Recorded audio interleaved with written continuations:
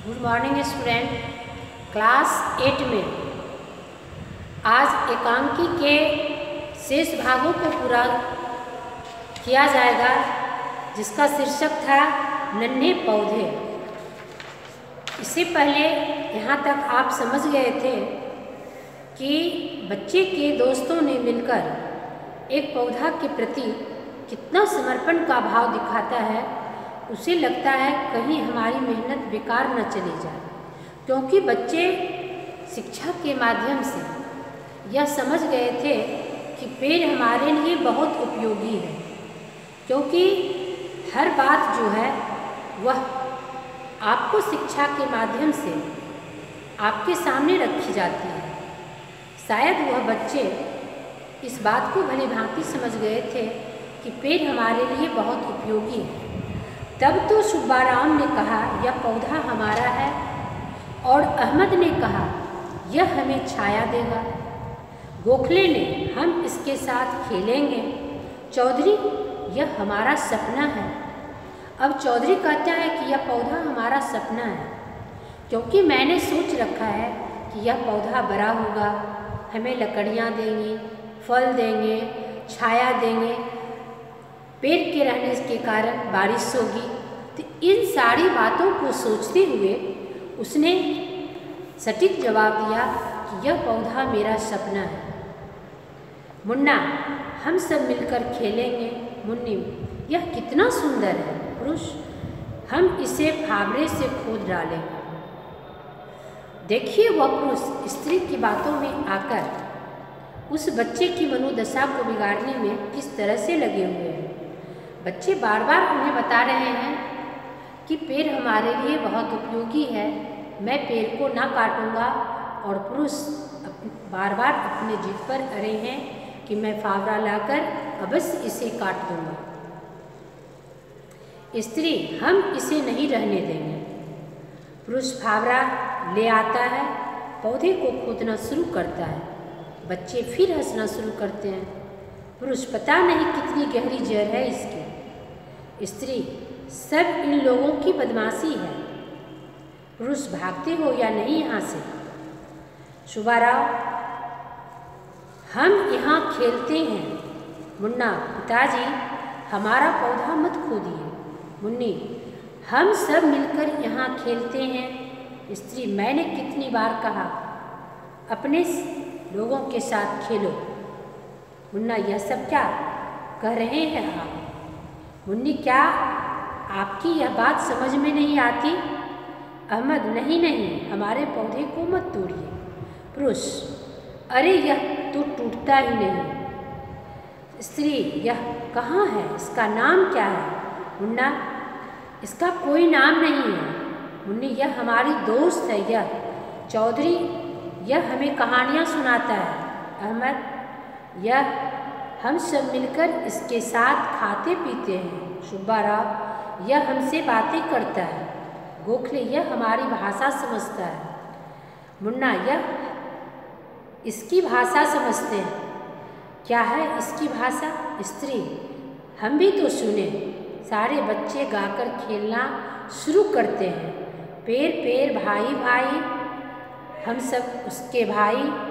पेड़ पर बैठा तोता भाई, तोता भाई आम गिराओ, हम और तुम ही खाई, झूठ मूठ के दुल्हन लाओ, पेड़ तेरे बिठाई। स्त्री अरे यह तो हमारी तरफ का खेल है।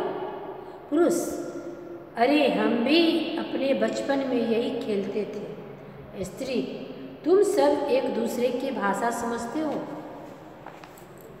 बच्चे अपनी भावना को अपने माँ पिता से इस कदर सामने रखा कि यहाँ तक उनके माता पिता समझ गए कि मैं बच्चे को एक दूसरे से अलग करना चाहता हूँ। मैं चाहता हूँ कि इन सब बच्चों के साथ मेरे बच्चे ना खेलें। लेकिन यह बच्चे तो हमें एहसास दिला दिया। माँ को यह एहसास हो गया कि मैं भी बचपन में इसी प्रकार खेलती थी, और बाद में उनके पिताजी ने भी यह एहसास किया कि मैंने भी बचपन में इस तरह खेला करता था। अब दोनों को अपने बचपन की याद आ गई। अब शायद उन्हें अपने बच्चों की भाषा भी समझ में आएगी। नहीं स्त्री, फिर यह पौधा क्या? सब हम हैं, हमारा सपना। क्या तुम लोग इस पौधे को नहीं उखाड़ सकते हो? सबने कहा हाँ मुन्ना, हमारे कहते ही यह पौधा हमारे हाथों में आ जाएगा। मुन्नी, यह हमसे प्यार करता है। मुन्ना, यह हमसे प्यार करते हैं। मुन्ना, यह हम सबसे प्यार करते हैं। पुरुष, अच्छा चलो उखाड़ो। स्त्री, देखो तो भला। अभी भी वह स्त्री पुरुष दोनों मिलकर चाहते हैं कि मैं बच्चे को किसी तरह मना लूं और इस पौधे को उखाड़ दूं। बच्चे भी अपने तरफ से अनेक बातों को रखते हैं कि यह हमसे प्यार करते हैं, वह कहता है वह उससे प्यार करता है, यानी सारे एक दूसरे से मिले हुए हैं। दोनों अपनी अपनी बातों को समझ लेते हैं। मुन्नी बढ़कर पौधे को उखाड़कर अपने हाथों में ले लेती है। बच्चे प्रसन्न हैं। स्त्री, अरे यह कैसे हुआ मुन्नी? अब यह आश्चर्य लगता है कि हम दोनों स्त्री पुरुष रस्सी से उखाड़ कर पौधे को थक गए। यह पौधा हिला तक नहीं और मुन्नी ने एक आवाज़ लगाई और धीरे से छूने पर ही यह पौधा उखड़ गया। आखिर क्या इसमें राज है? अब उस राज को जानने के लिए दोनों परेशान हो उठते हैं। स्त्री, यह कैसे हुआ मुन्नी? पुरुष, यह कैसा चमत्कार है? स्त्री, हमसे तो टसमस नहीं हुआ पौधा। पुरुष, इसका भी कुछ न बिगाड़ सके। बच्चे पौधे के चारों ओर नाचते गाते हुए इस तरह गाने लगते हैं, यह पौधा सपना है, यह पौधा अपना है, नए तन मन का, नए जनगण का, यह पौधा सबका है, यह पौधा उनका है। बंधे जो एक डोर में, जागते नए भोर में, यह पौधा सपना है, यह पौधा अपना है। बच्चे अपनी खुशियों को व्यक्त करते हुए पौधे के बारे में यह कहना चाह रहे हैं कि यह पौधा हम लोगों का सपना है, यह पौधा मेरा अपना है, इसलिए यह हमारी बातों से दूर नहीं हटता। मैंने जो कहा यह पौधा समझ गया, इसलिए इतनी आसानी से वह मेरे हाथों में आ गया। स्त्री, मुन्नी, फिर से लगा दो इस पौधे को। पुरुष, आओ यहीं खेलो।